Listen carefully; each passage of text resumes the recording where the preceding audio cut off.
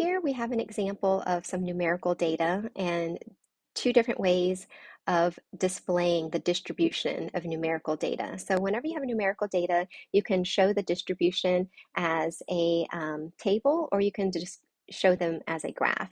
So what we have here are two types of table. The first type of table is what's called a frequency table or a frequency distribution.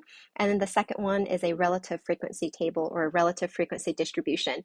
So when I use the word distribution, distribution just means how your data is distributed, so how it's spread out. And so what we can do is anytime you have numerical data, as you can see up here, if you have the list makes it really hard for us to see patterns or trends. But if we take this list and break it up into what's called classes, so down here you can see I've got 5 classes. I've taken my numerical data, which represents the number of credit hours completed by Math 205 students, and I've broke it up into classes, or you can think of them as categories, okay? So I've broke them into how many students completed between 9 and 31 credits, and then how many students completed between 101 to 123 credits, etc. So what I want you to notice is that the frequency table on the left and the relative frequency table on the right, they look really similar to each other. So notice that the relative frequency table also has the data broken up into 5 classes, right? The difference is on the left here, frequency is the count. So here, how many students said they completed between 9 and 31 credits? Well, if you count, there are 15 of them. And then we can keep going down the table, et cetera, et cetera. How many students said they completed between 101 and 123 credit hours? Well, there's 6. And then if we add up the total frequency for each category, you'll see here that the total here is 53, which means that there were 53 students who responded to this survey. So I have 53 pieces of data.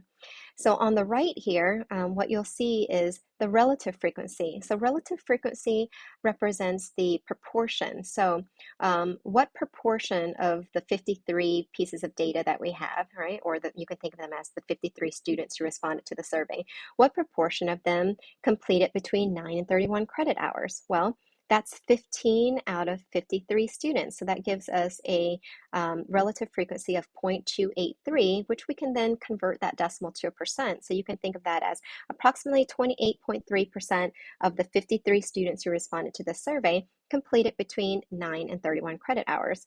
And you can keep looking at the relative frequency for all the different classes, but again, we'll just focus on a few here. So the last class, you can see that the relative frequency, how did we get 0.113? Well, 6 out of the 53 students said they completed that many. So that's 0.113, which is the relative frequency. And then again, we can convert that decimal to a percent. So that's approximately 11.3%. Let me put my percent sign here. So approximately 11.3% of students, of the 53 students, completed between 101 and 123 credit hours. And so what we can do with the table is we can translate that table into a graph. So anytime you have a graph of numerical data that's continuous, so this is continuous, let's make a note here, numerical data, right? We can create what's called a histogram. So these two graphs here are examples of histograms. And as you can see, we've got the variable on the x-axis here. So the number of credit hours is at the bottom. And then the y-axis represents either the frequency on the left or the relative frequency on the right. And I hope that you can see that the histogram or the graph, right, the shape is exactly the same, whether you're graphing the frequency column or the relative frequency column. The only difference is the labeling on the axes. Oops, let me use my highlighter here. So you can see for the frequency, the labeling for the y-axis is the count. So it goes from 0 to 15 because our count, the highest, is 15.